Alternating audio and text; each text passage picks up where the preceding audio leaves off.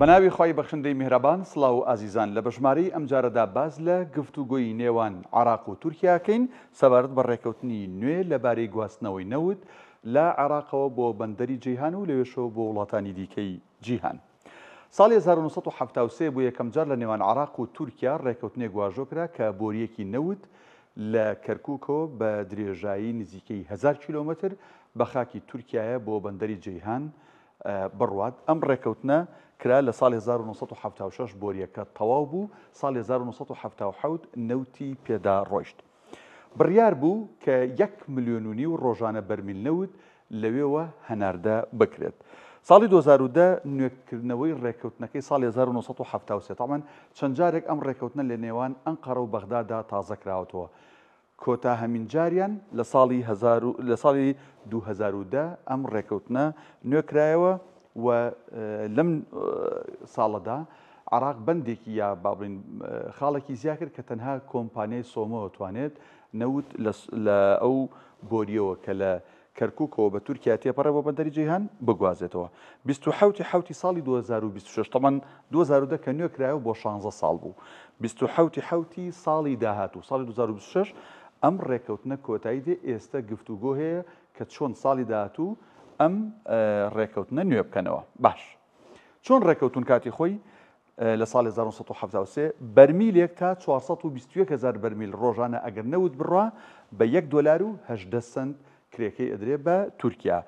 بەڵام ئەگەر 1,150,000 بەرمیل نەوت وەکو گریمانە ڕۆژانە بڕات ئەوە کاتە 94 سەنت، یعنی تا زیاتر نەوت هەناردە بکرێ کولفەکەی لەسەر عێراق کەمترە بێ. وەک پێشتریش باسمان کرد تەنیا سۆمە بۆی هەیە لە تورکیاوە نەوت هەناردە بکە. هەر بەهۆی ئەم خاڵەوە بوو کە لە دادگای با بڵێن نێودەوڵەتیە شکات کرا ئەوە بوو نەوتی هەرێمی کوردستان ڕاگیرا بەهۆی ئەم خاڵەوە بوو کە لە ساڵی 2010 زیاد کرا. باش ئەی ڕەشنووسی ڕێکەوتنە نوێیەکە چییە؟ لە ڕەشنووسەکەیە تورکیا داواکات 1.5 ملیۆن بەرمیل ڕۆژانە عێراق نەوت لە ئەم بۆریەوە ڕەوانە بکە نەک کەم ڕەوانە بکە کە ئەم 1 ملیۆن تقریبا نەکاتە نزیکی لە 140 هەموو نەوتی عێراق و تورکیا ئەوێ خوازیارە هەر لە ئەوی پێوترێ کۆمپانیای باکوور کە لە کەرکووکە ئەم بۆریە لەوێ نەبێ بەڵکو بگوازرێتەوە بۆ ناوەڕاست و باشووری عێراق لەوێ شەوە نەوت بە ڕێگەی تورکایە بگوازرێتەوە بۆ بەندەری جیهان. ئەوە وەک باسمانکە درێژکردنەوەی بۆریەکە بۆ باشووری عێراق. هەروەها لەم ڕێکەوتنە نوێیە تورکیا ئەوێ گەرنتیکردنی وزە بۆ خۆی دابین بکە.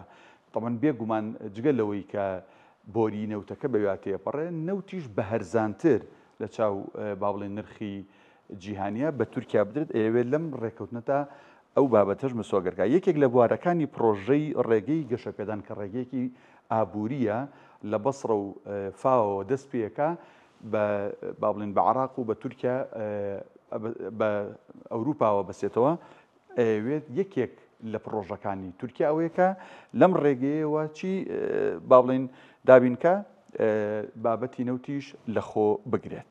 باش وەزیری وزەی تورکیا لە لێدوانێکیاڵێ ئەگەر ڕۆژانە 1.5 ملیۆن بەرمیل نەوت لە ڕێگەی بۆری عێراق تورکیا بۆ بەندەری جیهان بگوازرێتەوە ئەوە داهاتی ساڵانە بۆ تورکیا کاتە $40 ملیار کە ئەمەش پارێکی زۆرە بێگومان بۆ داهاتی تورکیا.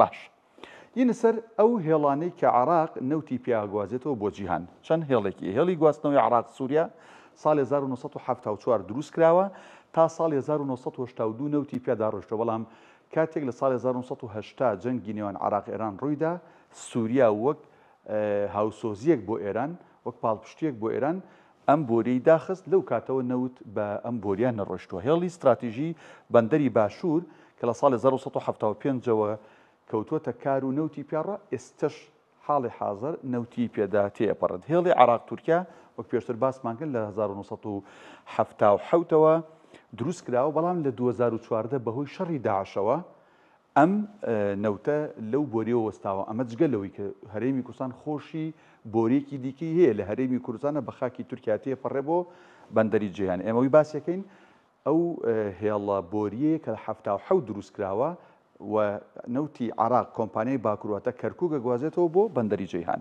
هێڵی عێراق سعودیە ساڵی 1986 نەوتی پیا ڕۆیشتووە تا ساڵی 1990 لە ساڵی 1990ەوە ئەمیش بەهۆی شەڕی کوێتەوە بێگومان ئەمیش ڕاگیرا هێشت نەوتێکی پێدا تێپەڕ نەبووە. ئەمەی لە بەژمارەی ئەم جارەدا باسمان کرد گفتوگۆی عێراق و تورکایە بۆ ڕێکەوتنی نوێ بۆ ئەوەی هەناردەی نەوت لە عێراقەوە بۆ تورکیا و بەندەری جەیهان بگوازێت.